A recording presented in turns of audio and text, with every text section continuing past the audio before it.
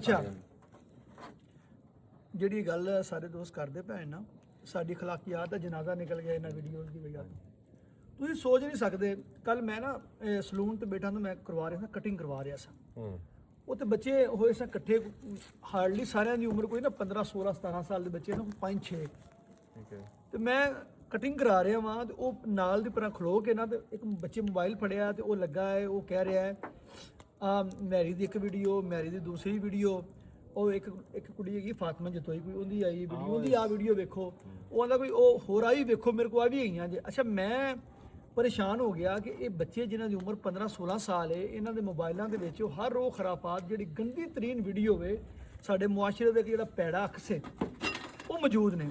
ਮੈਨੂੰ ਦੱਸੋ ਕਿ ਅਸੀਂ ਕਿਸ ਪਾਸੇ ਜਾਣ ਰਹੇ ਹਾਂ? ਬੱਚਿਆਂ ਦੀ ਤਰਬੀਅਤ, ਮਤਲਬ ਉਹ ਤਰਬੀਅਤ ਦਾ ਪਹਿਲੂ ਕਿੱਥੇ ਗਿਆ ਹੈ ਕਿ ਜਿਹੜੇ ਪੇਰੈਂਟਸ ਨੇ ਆਪਣੇ ਬੱਚਿਆਂ ਦੀ ਤਰਬੀਅਤ ਕਰਨੀ ਸੀ।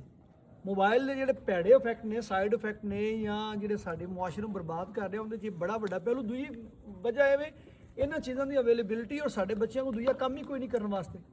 ਸਾਡੇ ਬੱਚਿਆਂ ਦੇ ਕੋਲ ਇੰਟਰਟੇਨਮੈਂਟ ਨਹੀਂ ਰਹੀ। ਅਗਰ ਤੁਸੀਂ ਖਾਲਸਾ ਸਾਹਿਬ, ਸਰ ਮਹਿਮੂਦ ਸਾਹਿਬ, ਤੁਸੀਂ ਉਸਤਾਦ ਮੁਹਤਰਮ ਜੇ ਬੱਚਿਆਂ ਨੂੰ ਤੁਸੀਂ ਪੜ੍ਹਾਉਂਦੇ ਹੈਗੇ, ਕਿੰਨੇ ਸਾਡੇ ਕੋਲ ਇੰਟਰਟੇਨਮੈਂਟ ਦੇ ਜ਼ਰਾਏ ਕੀ ਨੇ? ਬੱਚੇ ਕੀ ਖੇਡਣ ਮੈਨੂੰ ਦੱਸੋ ਜ਼ਰਾ। ਤੁਸੀਂ ਇਹਦੇ ਤੋਂ ਜ਼ਰੂਰ ਗੱਲ ਸਾਨੂੰ ਕਰਨੀ ਚਾਹੀਦੀ। ਸਾਡੇ ਕੋਲ ਕੋਈ ਗਰਾਊਂਡ ਨਹੀਂ ਹੈਗਾ ਜੀ, ਬਿਲਕੁਲ ਕੋਈ ਸਪੋਰਟਸ ਦੇ ਐਕਟੀਵਿਟੀਜ਼ ਨਹੀਂ ਹੈਗੀਆਂ, ਜਾਂ ਪੇਰੈਂਟਸ ਨੇ ਜਿਹੜੇ ਬੱਚਿਆਂ ਦੀ ਤਰਬੀਅਤ ਕਰਦੇ ਹਨ ਕਿਸੇ ਦੌਰ ਦੇ ਵਿੱਚ ਇੱਕ ਤਰਬੀਅਤ ਦਾ ਪੂਰਾ ਪ੍ਰੋਸੈਸ ਹੁੰਦਾ ਸੀ। ਮਾਂ ਪਿਓ ਕੋਲ ਟਾਈਮ ਹੁੰਦਾ ਸੀ ਬੱਚਿਆਂ ਦੇ ਨਾਲ ਬੈਠਣ ਦਾ, ਪਿਓ ਆਪਣੇ ਬੱਚਿਆਂ ਨੂੰ ਆਪਣੀ ਜਿਹੜਾ ਵੀ ਉਹਦਾ ਕੰਮ ਹੁੰਦਾ ਸੀ, ਵਾਈ ਬੀਜੀ ਜ਼ਿਮੀਦਾਰ ਸਾਂ ਜਾਂ ਕੋਈ ਲਵਾਰ ਧਰਾਣ 'ਚ ਆਪਣੇ ਕੋਲ ਬਿਠਾਉਂਦਾ ਸੀ। ਲੇਕਿਨ ਉਹ ਵਾਲੀ ਚੀਜ਼ ਹੁਣ ਨਿਕਲ ਗਈ ਹੈ। ਬੱਚੇ ਹੁਣ ਮੋਬਾਈਲ ਤੋਂ ਇਲਾਵਾ ਵੀ ਵਾਲਦੈਨ ਦਾ ਬੱਚਿਆਂ ਉਹ ਤੇ ਕੰਟਰੋਲ ਖਤਮ ਹੋ ਗਿਆ। ਠੀਕ ਹੈ, ਵਜ੍ਹਾ ਕੀ ਹੈ ਕਿ ਬੱਚਿਆਂ ਕੋਲ ਐਕਸਪੋਜ਼ਰ ਨਹੀਂ ਰਿਹਾ। ਸਾਡੇ ਕੋਲ ਜੀ ਸਾਰੇ ਜਵਾਨ ਹੋਏ ਆ, ਘਰ ਦੇ ਕੰਮ ਨਹੀਂ ਸਭ ਮੁੱਕਦੇ, ਗੇਮਸ ਵੀ ਅਸੀਂ ਬੜੀ ਅੱਛੀ ਜਿਹੜੀ ਵੀ ਖੇਡਦੇ, ਕ੍ਰਿਕਟ ਖੇਡਦੇ ਸਾਂ, ਫੁੱਟਬਾਲ ਖੇਡਦੇ, ਹਾਕੀ ਖੇਡਦੇ, ਚੰਗੀ ਖੇਡਦੇ ਸਾਂ।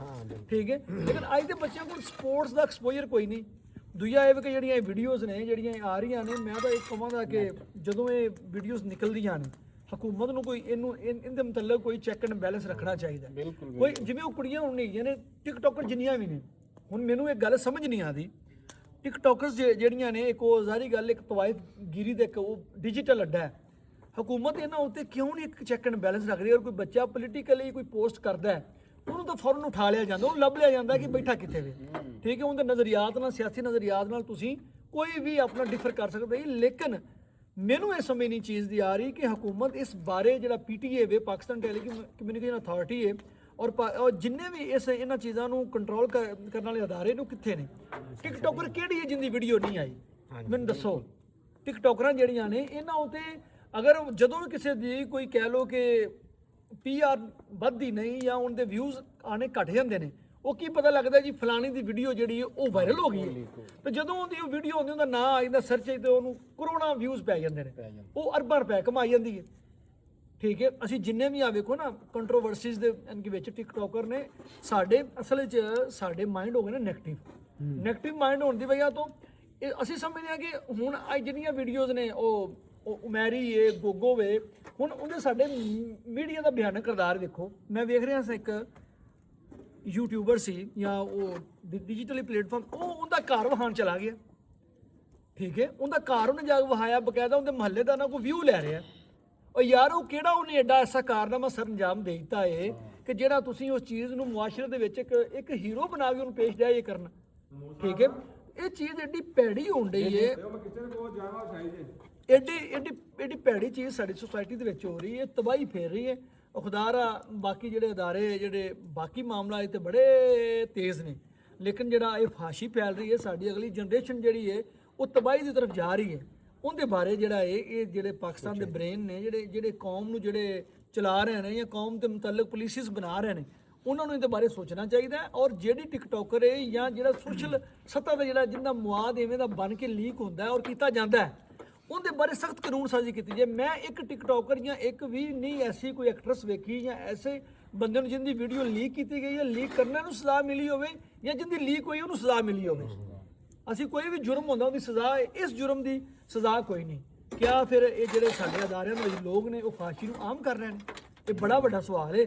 ਇਹਦੇ ਉੱਤੇ तमाम ਜਿਹੜੀ ਪਾਕਿਸਤਾਨ ਦੇ ਜਿਹੜੇ ਸਮਝਣ ਵਾਲੇ ਜਿਨ੍ਹਾਂ ਨੂੰ ਪਤਾ ਹੈ ਕਿ ਇੱਕ ਨੇਸ਼ਨ ਬਣ ਰਹੀ ਹੈ, ਅਗਲੀ ਇਸ ਨੇਸ਼ਨ ਨੇ ਅਗਾਂਹ ਦੁਨੀਆ ਦੇ ਵਿੱਚ ਅਹਿਮ ਰੋਲ ਪਲੇ ਕਰਨਾ, ਪਾਕਿਸਤਾਨ ਦਾ ਫਲੈਗ ਉਠਾ ਕੇ ਅੱਗੇ ਜਾਣਾ ਹੈ।